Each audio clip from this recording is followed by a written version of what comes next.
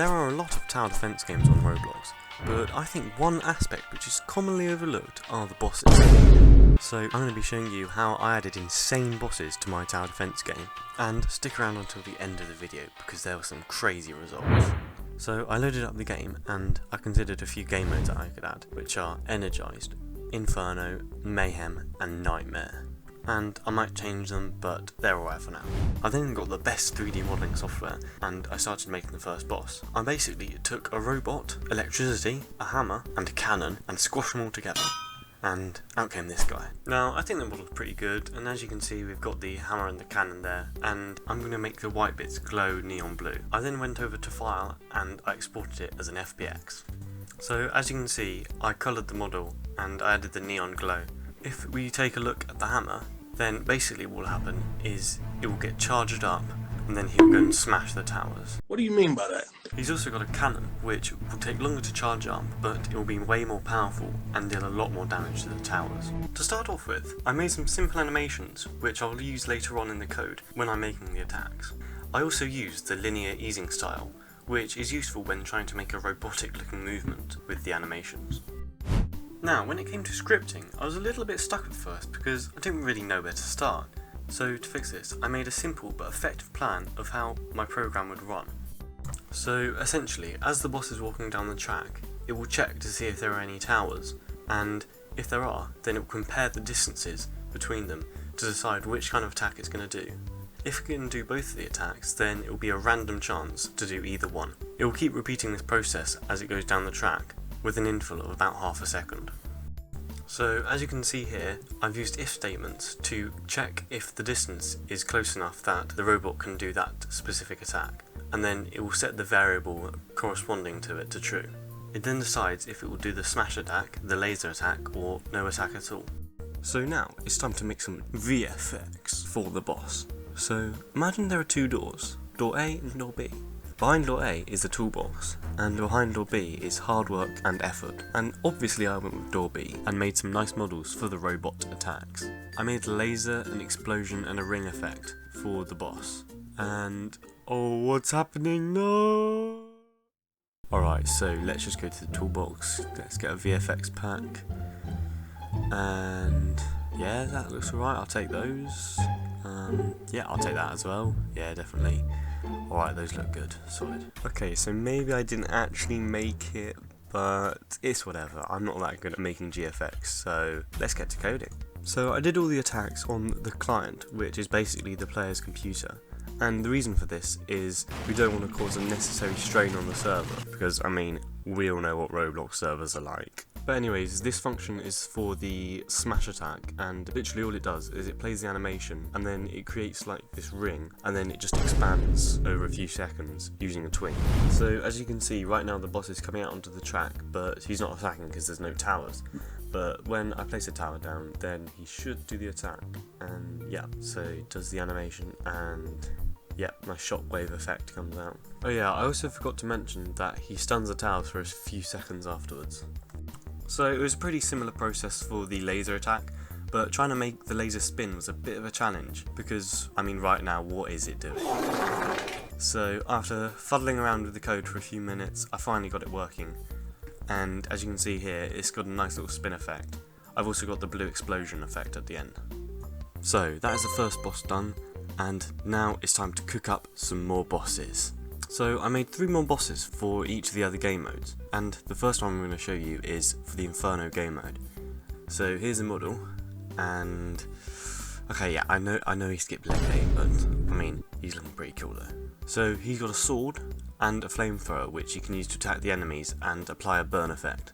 But the only problem is I don't actually have a tower health system, so it's gonna be kinda difficult to make them actually take damage. So I guess I just gotta make it, bruh.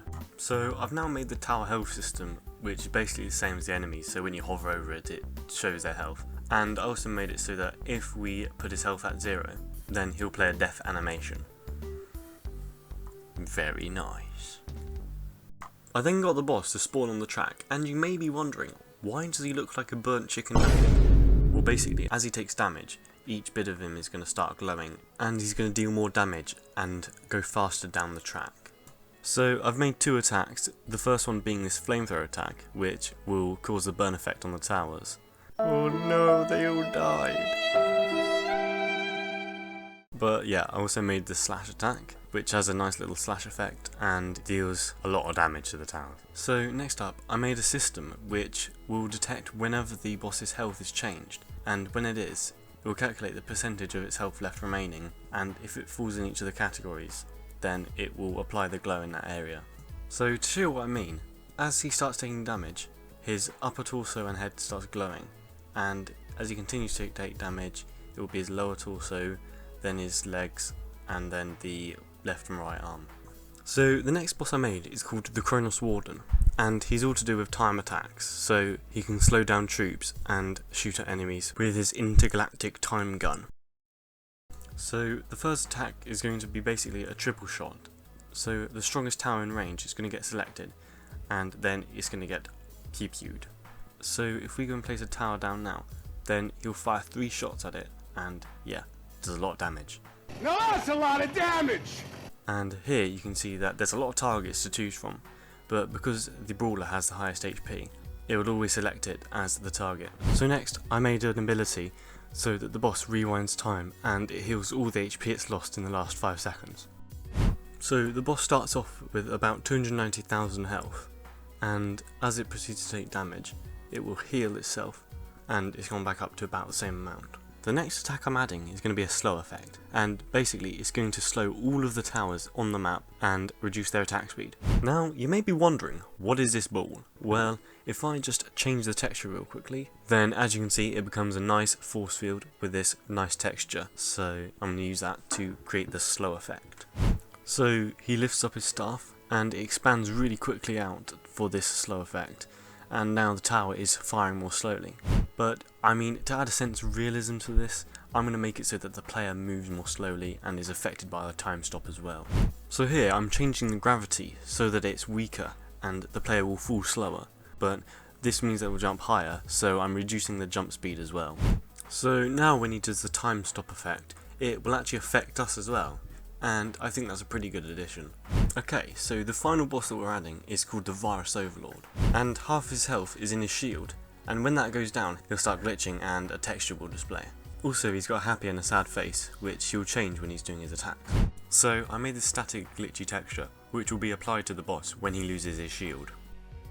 So now once he loses half his health, the neon effect will change to the glitch effect like that, and yeah, that's pretty good. So for his main attack, he's going to fire 3 grenades at towers, which, when they hit them, they'll start attacking other towers. So I made this grenade model, and also this effect, which shows when they are infected. I then added some parts to show the path of the grenade. Oh, I should probably anchor it. Anyways, so yeah, as you can see, it goes up in the air, and that's the path the grenade will take. I then made the grenade actually fire out by using lots of tweens, and as you can see, the effect spawns in and the towers take damage. So it kind of took a long time to make, but I finally made it so that when the grenades come in, they will start shooting each other, and yeah, it makes it really powerful. In this situation, it's especially powerful because there's a lot of towers, so when they get fired out, we got, what, 8 right now? Yeah, so yeah, we're left with 2 out of the 8 towers. Yikes. I then added the health bar, which will show the boss's health. Well, duh. And the colour changes depending on which boss it is. So we've almost reached the end of the video, and I want to spice things up a bit. So I was just chilling, and then suddenly I thought, why not add a cutscene? Pure genius. So I started by making a nice little animation, and basically what's going to happen is lightning is going to come down into his hammer and then he's going to get charged up. So I found this pretty nice lightning module, and I mean, shout out to the guy who made this. So yeah, you can see here, I mean, that just looks so good, doesn't it? So I got the module here, and yeah, no, I have no idea what this does. So I've messed around with it for a few minutes, and it's actually looking pretty good, so I'm definitely going to use this for the cutscene. So now, after changing a lot of stuff, and adding a lot of tweaks, yeah, the cutscene's working. So I'd say it's coming along really well. But I mean, it doesn't really make sense where the lightning's coming from, so I'm going to add a storm, so it's just a bit more obvious to the player. So if we just bung this into the lighting, then yeah, nice. That's a pretty good storm background, I'd say. So I attempted to make a storm cloud. I mean, you know, it doesn't, it kind of breaks from there, but you know, it looks fine from the bottom. So now here is the finished cutscene.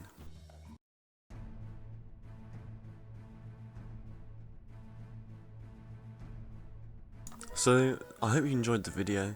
Make sure to comment if you think I cooked or not with these bosses, and any suggestions you might have for any future videos or anything to add to the game. So yeah, see ya.